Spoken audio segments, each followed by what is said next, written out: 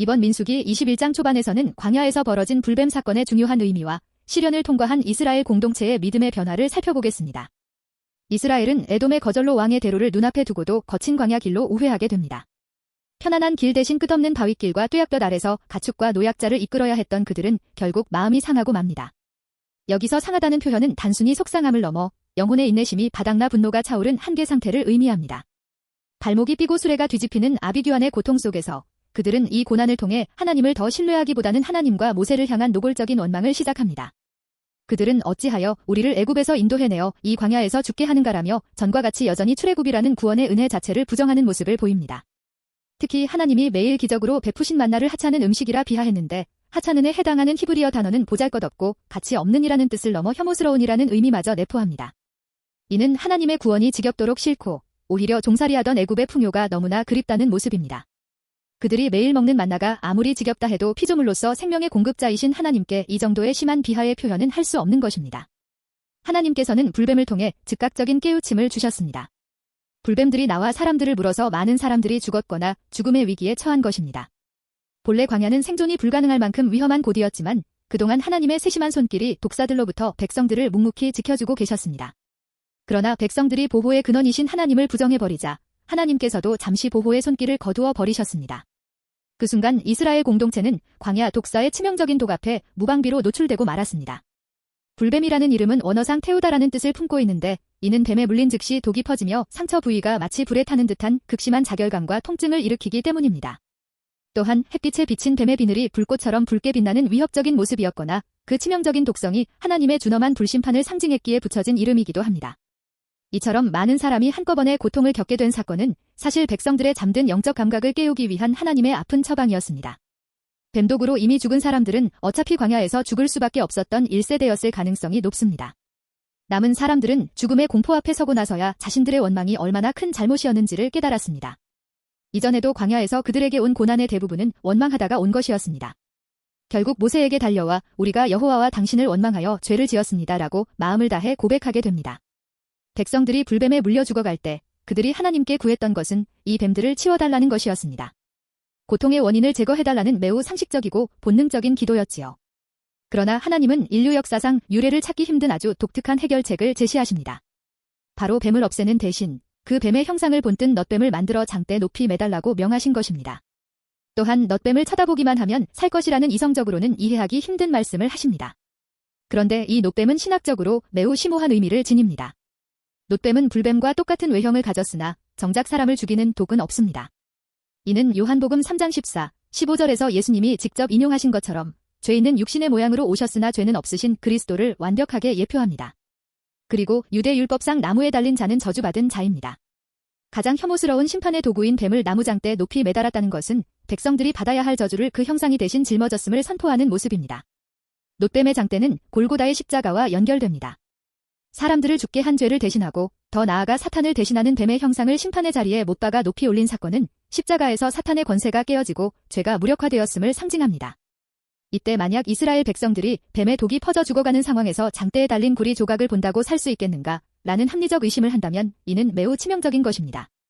놋뱀 자체에 마술적 힘이 있는 것이 아니라 그 뒤에 있는 하나님의 약속을 신뢰하느냐가 생사를 가르기 때문입니다. 성경은 넛뱀을 쳐다본 자들이 점차 나았다고 하지 않고 쳐다본 즉 모두 살더라고 기록합니다. 이는 그리스도를 믿는 자에게 한순간에 주어지는 구원의 즉각성과 완전성을 의미합니다. 쳐다본 순간 단번에 완전하게 낫는다는 것이 우리가 예수 그리스도를 믿음으로 단번에 구원받는 과정과 일치한다는 것입니다. 이스라엘 백성이 넛뱀을 쳐다봄으로써 살 길을 얻었듯 오늘날 죄의 독에 감염되어 영원한 죽음으로 향하는 인류 역시 십자가의 예수를 바라봄으로써만 구원을 얻을 수 있습니다. 뱀에 물린 자들은 고통스러운 자신의 상처, 죄의 결과만 바라보기 쉽습니다. 그러나 하나님은 시선을 자기 자신으로부터 돌려 하나님이 높이 드신 구원의 방편, 놋뱀을 바라보라 하십니다. 상처만 내려다보면 죽고 하나님의 은혜를 올려다보면 산다는 것입니다. 이것이 바로 기독교 구원의 핵심인 자기를 부인하고 그리스도를 바라보는 모습입니다. 우리는 여전히 광야 같은 세상에서 수많은 불뱀에 물린 채 살아갑니다. 우울, 불안, 중독, 기타 근원적인 죄의 독소들이 우리 영혼을 잠식할 때 하나님은 우리가 스스로 독을 짜내려고 노력하기보다는 하나님의 은혜를 바라보기 원하십니다. 우리가 스스로 해보려고 아무리 노력해도 해결되지 않던 문제라 할지라도 전적으로 하나님의 도우심만을 바라볼 때에 해결받을 수 있다는 것입니다. 또한 우리는 광야와 같은 인생길에서 때로 힘들게 멀리 돌아가는 것 같고 힘들 때가 있지만 이때에 우리 내면에서 솟아오르는 원망을 경계해야 합니다. 내 발밑에 거친 돌짝밭만 바라보면 마음이 상할 수밖에 없으나 우리를 위해 십자가에 달리신 그리스도를 바라보면 극복해낼 수 있을 것입니다. 오늘 우리도 마음의 원망을 내려놓고 우리를 살리시는 하나님의 약속을 향해 시선을 고정해야 할 것입니다. 그런데 이스라엘 백성은 이때 사용된 놋뱀은 어떻게 처리했을까요? 그들은 생명의 도구가 되었던 이 놋뱀을 그냥 부숴버릴 수가 없었던지 이를 잘 보관하고 다닌 것 같습니다. 그러다가 이것은 시간이 흐르며 본래의 의미를 잃고 점차 타락한 숭배의 대상이 되었습니다. 아마도 뱀에 물리거나 하면 과거의 놋뱀을 바라보고 나았듯이 이번에도 낫게 해달라고 놋뱀 앞으로 가서 절을 하거나 하는 시기였을 수도 있을 것 같습니다. 이스라엘 자손들은 이 놋뱀을 느후스단이라 부르며 그것이 신비한 힘을 가진 것처럼 계속 신상처럼 숭배하였습니다.